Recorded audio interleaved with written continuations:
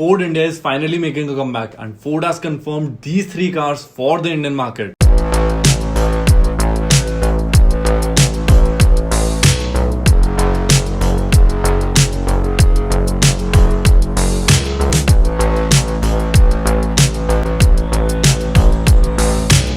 But उससे पहले हमें ये समझना पड़ेगा कि फोर्ड ने एग्जिट किया ही क्यों था in the first place. Technically Ford never left India, क्योंकि उन्होंने सिर्फ इतना बोला था कि वो अपने ऑपरेशंस को रीस्ट्रक्चर करने वाले हैं एंड बाय रीस्ट्रक्चरिंग दे मेंट कि वो R&D डिपार्टमेंट को कंटिन्यू करेंगे फंड करना, जो कि 11,000 पर्सनल्स था उस टाइम पे and it has grown since 2021। तो क्लियरली ये इंडिकेशन बहुत बड़ा था कि फोर्ड ऑपरेशंस कंप्लीटली ऑफ नहीं कर रहा है एंड उन्होंने ये भी बोला था कि वो अपनी सेल्स बंद कर रहे हैं, मैन्युफैक्चरिंग बंद कर रहे हैं, बट आफ्टर सेल सर्विसेज जो है उसकी 7 इयर्स की गारंटी फोर्ड दे रहा था उस टाइम पे भी। अब फोर्ड ने ऑफिशियली तो अभी भी कुछ भी अनाउंस नहीं किया है, लेकिन हमें बहुत सारे ऐसे एक्शंस एंड एविडेंसेस दिखे हैं फोर्ड के, जिससे हमें पता चलता है कि हाँ फोर्ड कमबैक करने वाला है एंड ये एक मैसिव कमबैक होने वाला है। अब इस पूरे कमबैक को समझने के लिए हमें समझना पड़ेगा फोर्ड के 2 प्लांट्स के बारे में, जो जिसमें से एक लोकेटेड है सानंद गुजरात में, जो कि इनका बाद वाला प्लांट था एंड ओरिजिनली जो उन्होंने प्लांट सेटअप किया था बैक इन 1995 जो था इनका चेन्नई प्लांट, उसके बारे में भी हमें समझना पड़ेगा।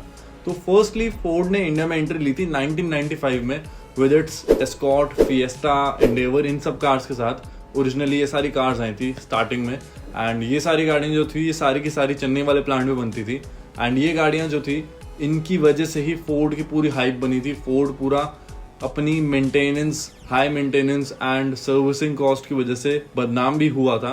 तो 1995 में फोर्ड ने एक मैसिव इन्वेस्टमेंट करी थी ऑफ 1700 करोड़ रुपीस, जो कि आज के हिसाब से भी, आज के स्टैंडर्ड्स के हिसाब से भी बहुत मैसिव इन्वेस्टमेंट है एंड तब 1700 करोड़ की इन्वेस्टमेंट करके फोर्ड ये सारी गाड़ियां लेके आया था। और भी बहुत सारी गाड़ियां थी बट नेमिंग अ फ्यू यही सारी कार्स थी। इसके बाद अब फोर्ड ने एंट्री तो ले ली थी इन गाड़ियों के साथ एंड काफी हद तक लोगों को प्रोडक्ट्स पसंद भी आए थे, लेकिन इंडियन स्ट्रैटेजी के हिसाब से नहीं था कुछ भी, इंडियन कस्टमर की डिमांड्स के हिसाब से नहीं था कुछ भी। और इस जगह पे ही इसी प्लांट के अंदर एक कार की प्रोडक्शन कैपेसिटी जो थी, अगर हम बॉडी शेल्स की बात करें तो 2 लाख बॉडी शेल्स प्रोड्यूस कर सकता था ये एंड अगर हम इंजन की बात करें तो 3.5 लाख इंजन की प्रोडक्शन कैपेसिटी थी इस पूरे प्लांट की। सब कुछ ठीक चल रहा होता है वैसे तो, फोर्ड के हिसाब से ऐसे कुछ बुरा नहीं चल रहा होता। सेगमेंट में भी उनकी जो कार्स होती हैं ठीक ठाक परफॉर्म कर रही होती हैं, बट उनकी आफ्टर सेल सर्विस जो है वो थोड़ी सी बदनाम होती है एंड फोर्ड जो है वो इतना कोई रेप्यूटेड ब्रांड नहीं बन पाता है इंडियन मार्केट में। तो इस वजह से फोर्ड डिसाइड करती है कि अब वो एक सेकंड प्लांट सेटअप करेगी सानंद में एंड वो प्लांट जो है वो सारी की सारी बजट कार्स को टारगेट करेगा। बेसिकली मारुति जो कर रही थी वो फोर्ड करना चाहता था विद इट्स बजट कार्स, जैसे कि एस्पायर, इको स्पोर्ट, फीगो, इन सब कार्स के साथ, बट क्लियरली वो फेल हो जाता है प्लान एंड वो फेल क्यों होता है ये जानते हैं अब। Coming to the Sanand plant basically Ford ने सेटअप किया था 2011 सितंबर में, तब सेटअप होना स्टार्ट हुआ था एंड फोर्ड ने ये डिसाइड किया था कि अब मेजॉरिटी प्रोडक्शन जो है यहाँ शिफ्ट कर देंगे एंड जो चेन्नई वाला प्लांट है वो सिर्फ बिग कार्स के लिए रहेगा, जैसे कि एंडेवर के लिए एंड इको स्पोर्ट के लिए। तो अब सानंद प्लांट में बेसिकली होता ही है कि फोर्ड की जो इन्वेस्टमेंट थी 4,500 करोड़ की थी, जो कि बहुत मैसिव इन्वेस्टमेंट है फॉर एनी कंपनी, क्योंकि अगर हम फोक्सवैगन की 2.0 स्ट्रैटेजी में भी देखें उन्होंने अराउंड 1,500 करोड़ इन्वेस्ट करे हैं after a deep evaluation and Ford ने भी वही करी थी, बट बैक इन 2011 बहुत ज्यादा बड़ी इन्वेस्टमेंट थी तब के हिसाब से एंड जो मटेरियल्स यूज किए गए थे वो भी बहुत एक्सपेंसिव थे, क्योंकि फोर्ड इंडिया ने उसके अंदर जो फोकलिफ्ट्स यूज किए थे या फिर जो स्ट्रक्चर था पूरा बिल्डिंग का वो इतना ज्यादा स्ट्रॉन्ग बनाया था, बिल्ट टू अमेरिकन स्टैंडर्ड्स था वो, जिसकी कोई रिक्वायरमेंट नहीं थी इंडिया में एंड इसी वजह से वो प्लांट इतना ज्यादा एक्सपेंसिव टू मेंटेन था कि उसका ब्रेक इवन जो था वही 1 लाख कार्स पर ईयर की प्रोडक्शन के हिसाब से होता। बट क्लियरली फोर्ड ने 1 लाख गाड़ियां तो प्रोड्यूस करी नहीं, ना 1 लाख गाड़ियां बेची 1 साल के अंदर, इस वजह से प्लान पूरा फ्लॉप हो गया। अब फोर्ड की सेल्स कभी भी इतनी बुरी नहीं थी, फोर्ड की फैन फॉलोइंग भी डिसेंट रही है स्टार्टिंग से, सेल्स भी हमेशा से डिसेंट रही है।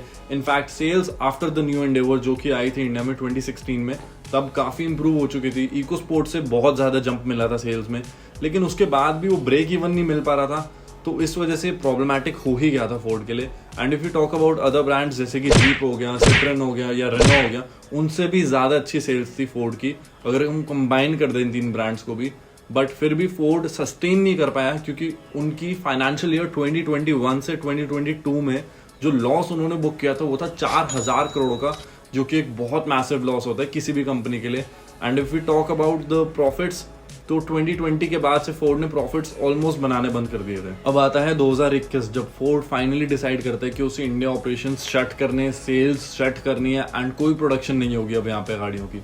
तो अब बेसिकली फोर्ड ये इसलिए करता है क्योंकि फोर्ड को अपनी पूरी रीस्ट्रक्चरिंग करनी होती है स्ट्रैटेजीज की, क्योंकि इंटरनेशनली भी फोर्ड को मैसिव लॉसेज हो रहे होते हैं एंड इंडिया में सस्टेन नहीं कर पा रहा होता फोर्ड इसी वजह से, क्योंकि फोर्ड के यहाँ पे भी कोई प्रॉफिट्स नहीं हो रहे थे, इंटरनेशनली भी कोई प्रॉफिट्स नहीं हो रहे थे।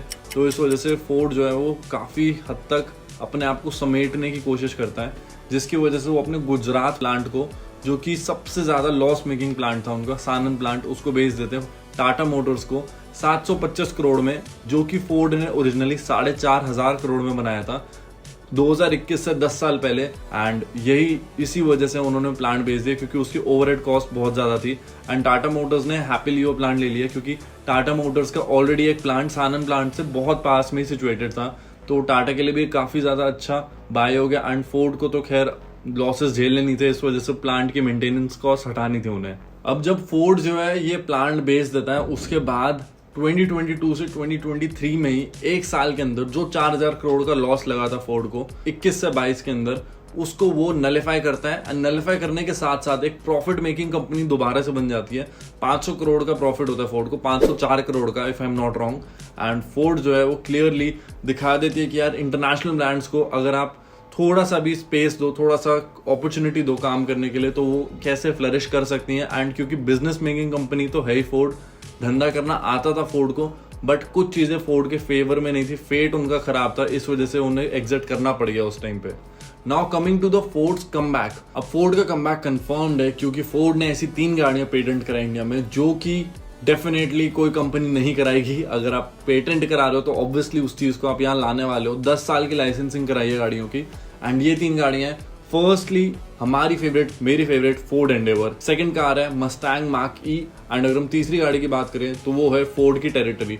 अब Ford Territory and Ford Endeavour, इन दोनों गाड़ियों को मैंने पर्सनली खुद जाके रिव्यू किया था चाइनीज मार्केट में आज से 4 महीने पहले, तो मैं उसका लिंक डाल दूंगा ऊपर, आप देख लेना।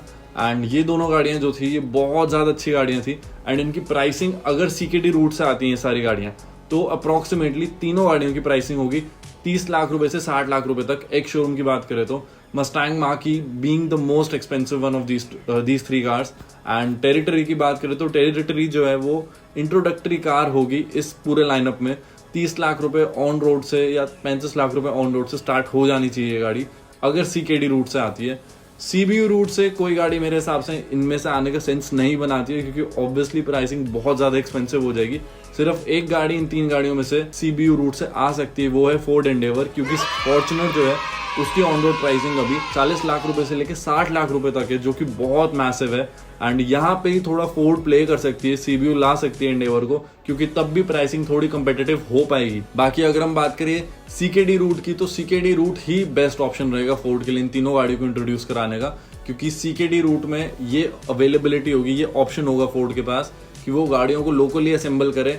एंड लोकली असेंबल जब करता है तो ऑब्वियसली कॉस्ट जो है नीचे आ जाती है, 200% ड्यूटी नहीं देनी पड़ती। एंड मार्क ई के लिए अच्छी चीज़ ये है कि वो इलेक्ट्रीफाइड कार है, एंड टेरिटरी भी मोस्ट लाइकली इलेक्ट्रीफाई होके ही आएगी, क्योंकि ये दोनों गाड़ियों के लिए इंजन्स नहीं है इंडिया में, फोर्ड के पास नहीं है जो इंडिया में दे सके। सिर्फ एक एंडेवर ही ऐसी गाड़ी है जो मोस्ट लाइकली आइस इंजन्स के फॉर्मेट में आने वाली है। प्लस एंडेवर का नाम अब एंडेवर नहीं रहने वाला है, एवरेस्ट होने वाला है, इंटरनेशनल नाम होने वाला है। तो क्लियरली गाड़ी के लिए एक्साइटमेंट बहुत है इंडिया में, एंड सब वेट कर रहे हैं कि ये गाड़ी जल्दी से आए।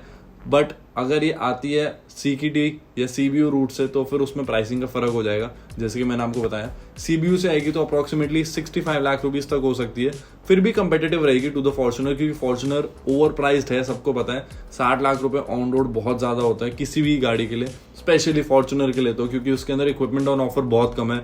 And Endeavour will be packed with equipment, क्योंकि पिछली एंडेवर जो थी उसके अंदर भी इतने ज़्यादा फीचर्स थे, अपने सेगमेंट से ऊपर की गाड़ियों को टारगेट कर सकती थी।